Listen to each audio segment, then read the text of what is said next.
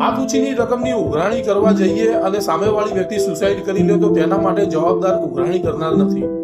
મિત્રો, હું નથી કહેતો, પણ નામદાર મધ્યપ્રદેશ હાઈકોર્ટે લેટેસ્ટ એક ચુકાદો આપ્યો છે, લેન્ડમાર્ક જજમેન્ટ આપ્યું છે, અને તેમાં આરોપીને ઇબીકો કલમ 306 ના જે નીચલી કોર્ટે ચાર્જ કર્યા હતા તે તમામ ચાર્જ રદ કરી દીધા છે.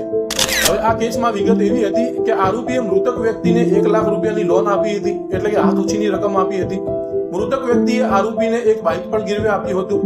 હવે તે પછી આરોપીએ ઉઘરાણી કરી છે, અને ઉઘરાણી કરતા સામેવાળી વ્યક્તિએ એટલે કે મૃતક વ્યક્તિએ ગળે ફાંસો ખાઈ અને સુસાઇડ કરી લીધું. હવે મૃતક વ્યક્તિના પરિવારોનો એવો આક્ષેપ હતો કે આરોપીએ તેને દબાણ કર્યું છે અને દબાણના કારણે મૃતક વ્યક્તિએ સુસાઇડ કરી લીધું છે.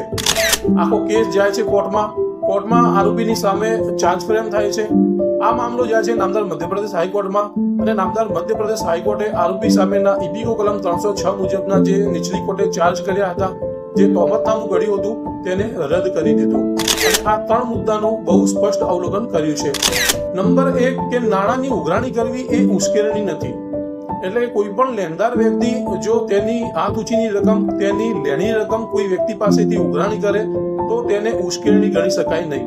નામદાર હાઈકોર્ટે બીજો તર્ક એ આપ્યો કે લેણદાર વ્યક્તિ ક્યારે પણ દેવાદાર વ્યક્તિ મરી જાય તેવું ઈચ્છતો નથી, કારણ કે જો દેવાદાર વ્યક્તિ મરી જાય તો લેણદારને આર્થિક રીતે બહુ મોટું નુકસાન થાય છે.